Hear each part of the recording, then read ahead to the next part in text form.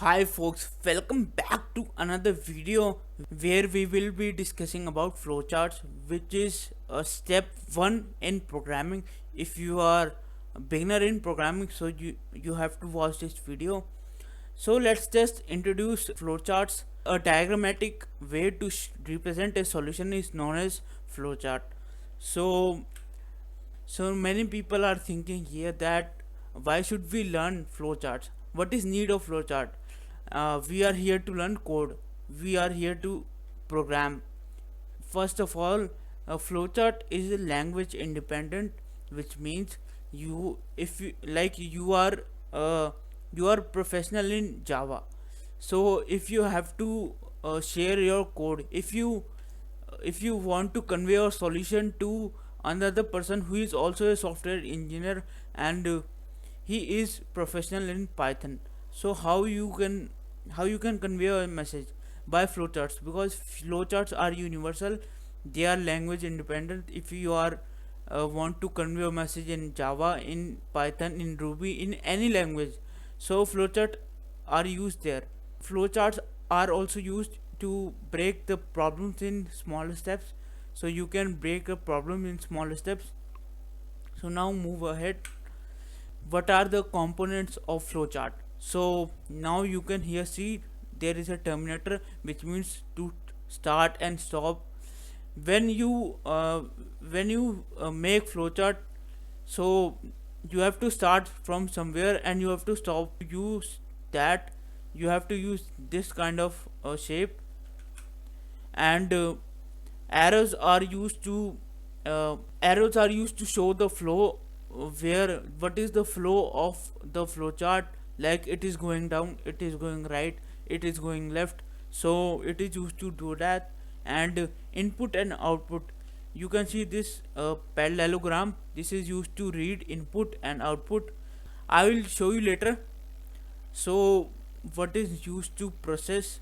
So to process we use this block, this rectangular shape block you can see here, and there is a process written here. So you use a box here for processing, and for making decisions, like decision algorithm. For what is what is the decision? For decision you use this rhombus shape. So now moving ahead, let's understand with an example. So assume that you have to write a program of adding two numbers. So my first number is 20 and my second one is 25. I am giving it to computer. It means I am a computer is reading my input, so your machine is reading. Like in that case, it means like this, read input. It means my machine is reading my output, which I am entering, which I am giving. So like I will show you that also. I am making a program to add two numbers. So like input I'll give to computer, I'll give first number is 20 and another one is 25. So these both are different number. If I relate to us, we have our own memory, which is our brain. So if I ask you what is first number, you will tell 20 because it is stored in your memory. If I ask you what is second number, you will tell second number is 25. So it is stored in your store. What is the storage? What is our storage? What is storage of human beings? It is our mind. You have to assign a storage to store the number, these numbers. So I am assigning a storage which is known as A, and I am assigning storage to my second number, which is B. Now when I do, so first of all I have to erase all of this stuff.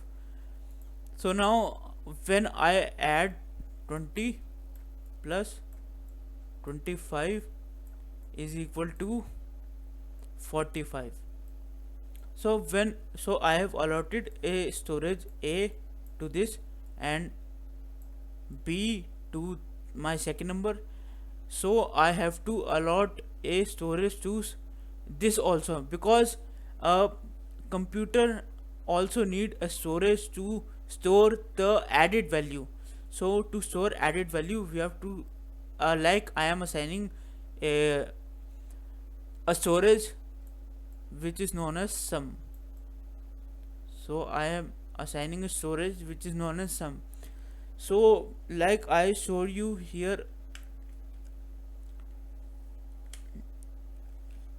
so this is what I've written here. The first number is 20 and second one is 25. So to store in your memory you have brain, but to store in computer you have to assign a storage which I showed you right now. So now move ahead. Let's see the steps for let's let's see some steps how we can make let's see some steps how we can make a flowchart of a program in which we are adding two numbers. So step 1 is to take input and step 2 is to perform operation like we are performing operation adding here, and step 3 is to storing output. So the storing output means 45, which is sum. So this is our output. Step 4 is to printing output. To also we also have to print output like what is our output. So our output is 45, which is a plus b is equal to sum, which means 20 plus 25 is equal to 45. So this is our output. And now we are I think we all are ready to make our first flowchart, so get ready for that. So now let's discuss the flowchart.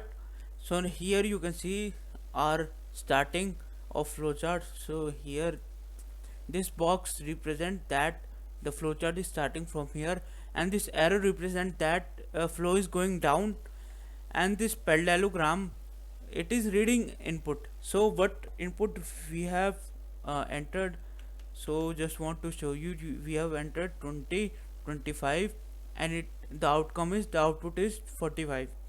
So like this the sum is sum is our 45 and sum is equal to a plus b.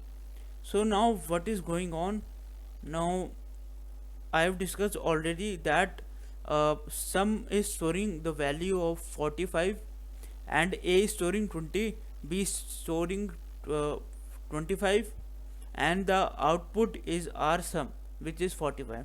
Now here this shape is representing again ending. So starting and ending have both have same shape, as I told you early that start and stop contains same shape, and read input and output. So as you can see here, output is same, read a and b. So we are entering number, we are entering a is equal to 20 and b is equal to 25.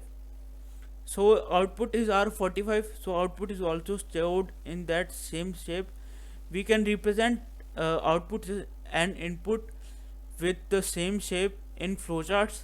So I hope you all understand what I have explained till now. If you want to see as a in a documented form, not if you don't want to see in a video form, so link is in the description. You just check it out.